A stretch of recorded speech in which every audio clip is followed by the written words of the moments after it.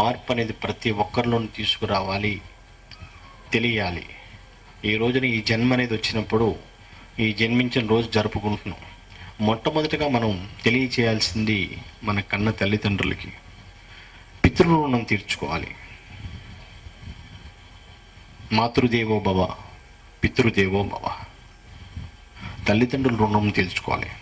ఈ రోజున ఎంతమంది ఉన్నారండి? జన్మ ప్రస్థానం అనేది వాళ్ళ ద్వారా మనకు ప్రారంభమైనప్పుడు వాళ్ళని తరిమేసే కొడుకులు లేరా? కూతుళ్ళు లేరా?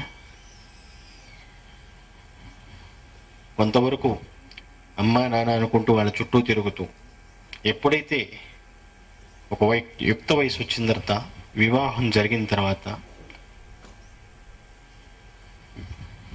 బాబాలుగా మారిపోతుంటారు. కొంతమంది శాబాలుగా మారిపోతుంటారు. వాళ్ళని పట్టించుకోరు. బాబా అంటే ఆ బాబాలు కాదులేండి, భార్య బాధితులు. శాబా అంటే శాడిస్ట్ భర్తలు. అర్థమైందండి? క్లియరా?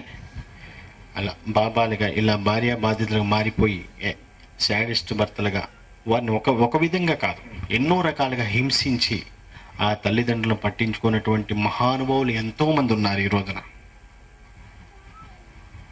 ఈ రోజున ప్రతి ఒక్కరూ మనం జీవిస్తున్నాం, మనకనేది ఈ జన్మ అనేది వచ్చింది అనుకుంటే, నీ ఒక్క కుటుంబం అనుకుంటే పర్వాలేదు. నా కుటుంబం, నా పొట్ట, నా బాగు, నా పిల్లలు చాలు అలా అనుకునేది స్వార్థపరుడు.